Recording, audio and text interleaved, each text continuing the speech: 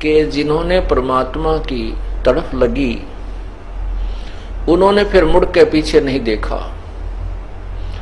कहते हैं एक वाजिद नाम के मुसलमान बादशाह थे। वो अपने राजधानी से दूसरे शहर को जा रहे थे, अपने ही राज्य में। तो उसमें राजा के साथ अंगरक्षक और रास्ते में फिर उनका खाना पीने का सामान ऊंटों के ऊपर ले जा रहे थे, क्योंकि राजस्थान मरुस्थल क्षेत्र के अंदर से ज्यादातर उसमें जो यातायात के साधन ऊंट ही होते थे। लंबा काफिला जा रहा था। आगे से एक भीड़ी तंग रास्ते से गुजर रहे थे। लंबा काफिला था। राजा के आगे भी सैकड़ों की संख्या में सैनिक और ऊंटों पर सवार चल रहे थे, पीछे भी चल रहे थे। बीच में राजा की सवारी ऊंट पर थी। आगे जाकर के उस तंग रास्ते में एक एक ऊंट गुजर सकता था, ऐसा पहाड़ों के बीच से रास्ता जा रहा था। उसी तंग रास्ते के अंदर एक ऊंट की मृत्यु होगी और वो ऊंट बीच में गिर गया, रास्ता जाम हो गया, राजा का काफिला रुक गया। अब बादशाह ने कहा कि मेरा काफिला मेरी आज्ञा के बिना क्यों रोका गया, इसका कारण बताओ। अब उनके साथ जो मंत्री महामंत्री थे वो गए, उन्होंने जाकर देखा। वो आकर के वापस राजा को स्थिति बताई कि एक ऊंट की मृत्यु हो गई, उसको निकालने में राजन थोड़ा समय लगेगा, क्योंकि रास्ता बहुत तंग है, काफी लंबा एक तंग रास्ते से हम जा रहे हैं। राजा कहने लगा उस ऊंट को मेरे पास लाओ, वो क्यों मर गया मेरी आज्ञा के बिना। अब वो नौजवान राजा बना था, उसके हुक्म में सारे जो है ना राजा वो क्या नाम है सैनिक महामंत्री नु नाचा करते। तो उसने नो सोच रखा था सारा कुछ तेरी आज्ञा तो हो रहा है। तो उसने कहा कि मेरी आज्ञा के बिना ये ऊंट कैसे मर गया, उसको मेरे पास लाओ, बुलाकर उठाकर लाओ। तो सैनिकों ने मंत्रियों ने आज्ञा का पालन किया, उस ऊंट को घसीट के उठा के राजा के पास ला छोड़ा। राजा ने कहा कि ये कहां से मरा, दिखाओ। कान भी नो के नू, आंख भी ठीक है, मुंह भी पूरा है, हाथ टांग भी इसके ठीक है, ये मरा कैसे, कहां से मर गया। तब उनको समझाया विद्वान पुरुषों ने कि राजन, जब तक इस प्राणी के श्वास हैं तभी तक ये शरीर में रहता है, चाहे राजा है, चाहे रंक है, मनुष्य या कोई अन्य पशु पक्षी है।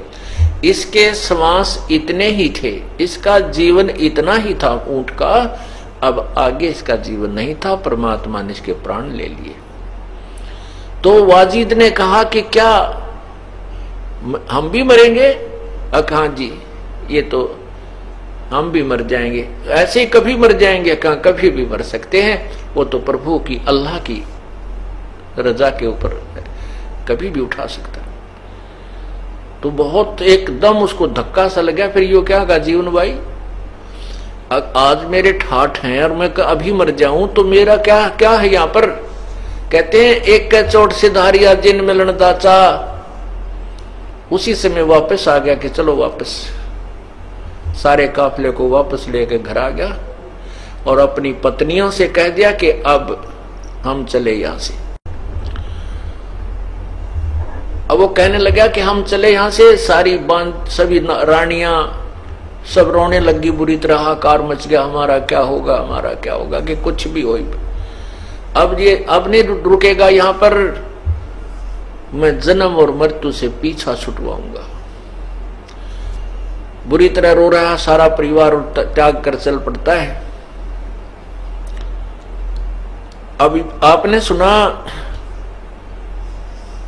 बाजिद कहे उठाओ ऊंट को, लोग कहें ये मुआ, ये मर चुका है,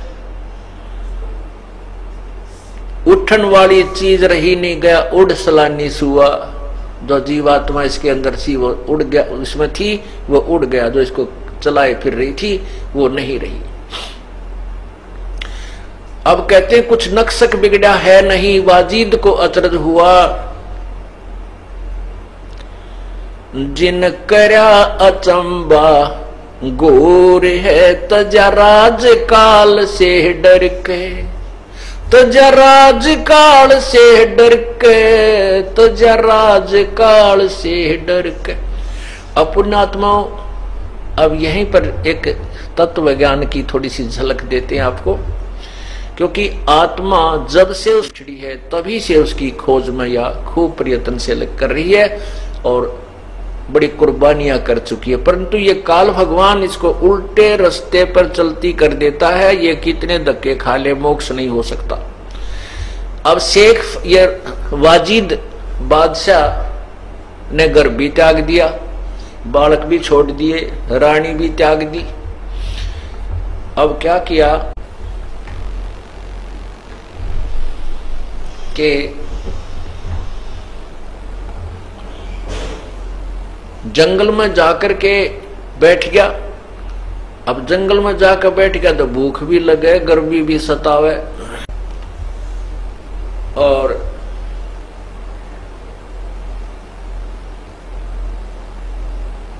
वहां सारी व्यवस्था करनी पड़ी, झूपड़ी डालने लग गया। अब झूपड़ी भी डाली उसने। दिन में झोपड़ी में रहे और कभी एक गुफा भी बना ली, उस गुफा के अंदर बैठ के तप साधना करे। पुण्यात्माओं, जब तक इस जीव को सत साधना नहीं मिलती तब तक ये प्राणी ऐसे ही भ्रमित रहता है। एक समय पूर्ण परमात्मा उन पुण्यात्माओं के साथ साथ फिरता है जो पूर्व जन्म में उनकी कोई सत साधना की हुई होती है। जैसे आपने धन्ना भक्त के बारे में सुना है। धन्ना भक्त को परमात्मा मिले थे, पूर्ण ब्रह्म मिले थे। उनको तत्व ज्ञान समझाया था। अब तक समस्या यही रही कि बहुत कम भगत जन परमात्मा को पहचान पाए, फिर भी श्रद्धालु लोगों ने उनकी कुछ बातों को कुछ समय तक स्वीकार किया। तो धन्ना भगत जी को जो परमात्मा मिले, उनको तत्व ज्ञान समझाया। उससे पूर्व धन्ना भगत जी के पूर्व संस्कारों से, पिछले जन्म की भक्ति के कारण और तड़फ के कारण उसने कंकर बो दी थी बीज के स्थान पर, ज्वार के स्थान पर, क्योंकि बीज को उन्होंने एक भूखे साधुओं को खिला दिया था।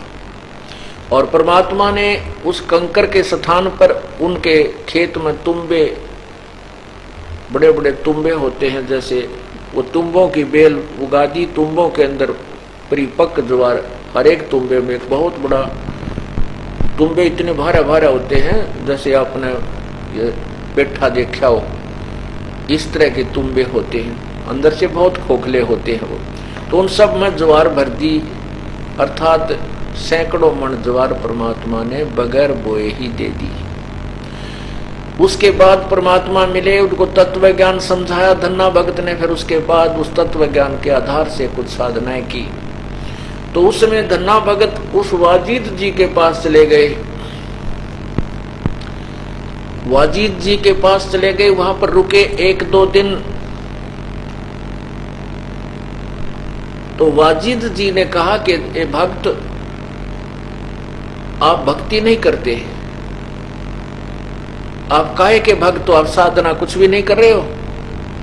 धन्ना भगत कहता है, मैं साधना बहुत करता हूं। कि नहीं, तू झूठ बोलता है, तू धोखा दे रहा अपने आप को, तू भक्ति नहीं कर रहा है। वाजिद जी ने कहा। वाजिद जी क्या करते थे कि दिन में तो बाहर बैठ जाते थे झोपड़ी पर, नो आकड़ के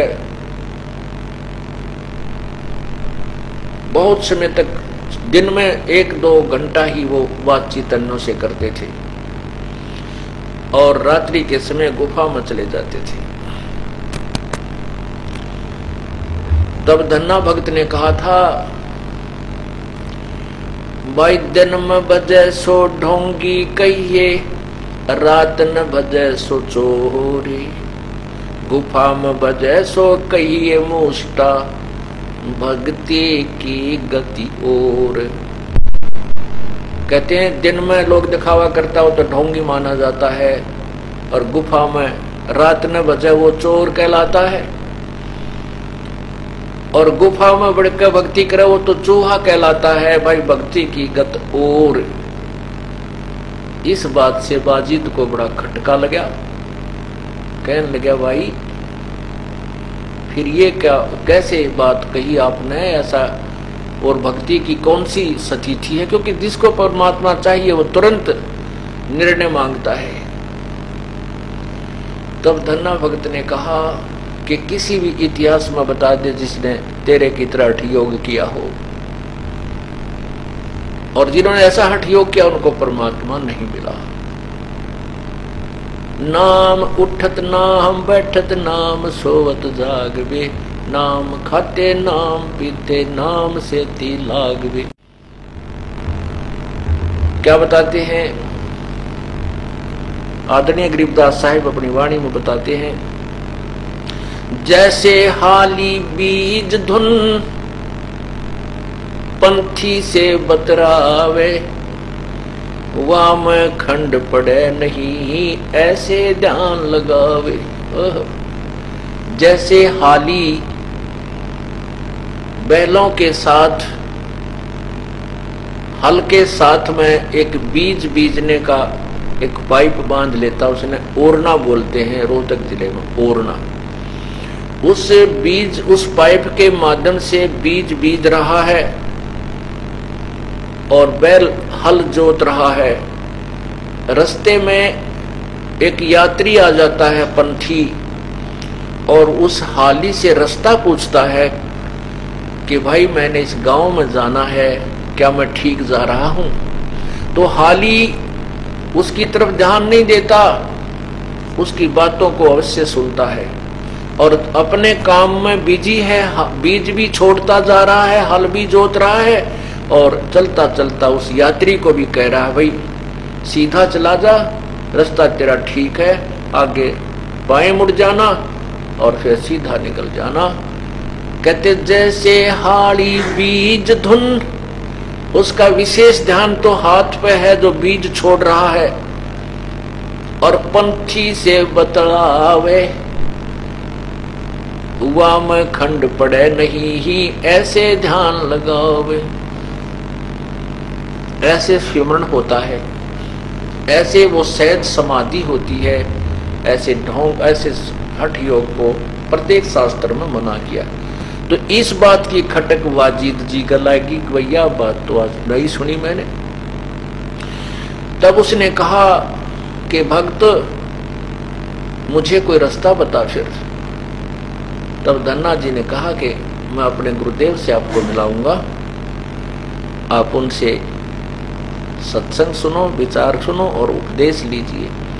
तब धन्ना जी ने परमात्मा से मिलाया, यानी वो पूर्ण परमात्मा ना जाने कितनी बार प्रकट होते हैं, लेकिन तब उन्होंने इस तत्व ज्ञान को नहीं और सारनाम को नहीं उजागर किया, लेकिन उन पुण्यात्माओं को ऐसी भक्ति दे दी ताकि उनको मनुष्य जन्म बहुत मिलते रहे, और उन्हीं मनुष्य जन्मों में परमात्मा आके संभाल लेते हैं।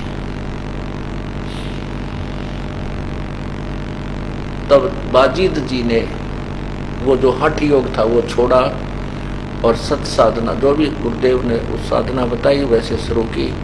उसके बाद फिर वाजिद जी का फिर मनुष्य जन्म हुआ। कबीर परमेश्वर जब 600 साल यहाँ पहले 120 वर्ष भर रह के गए, तब फिर वही आत्मा उनसे मिली, उनका जन्म हुआ दोबारा। फिर कबीर परमेश्वर की शरण में आए, और तब वाजिद जी वाली आत्मा का यानी कल्याण हुआ। इस वीडियो के बारे में अपनी राय नीचे कमेंट सेक्शन में हमें बताएं, और अपने दोस्तों के साथ ये वीडियो शेयर करना ना भूलें। ऐसे और वीडियोस देखने के लिए सब्सक्राइब बटन दबाएं।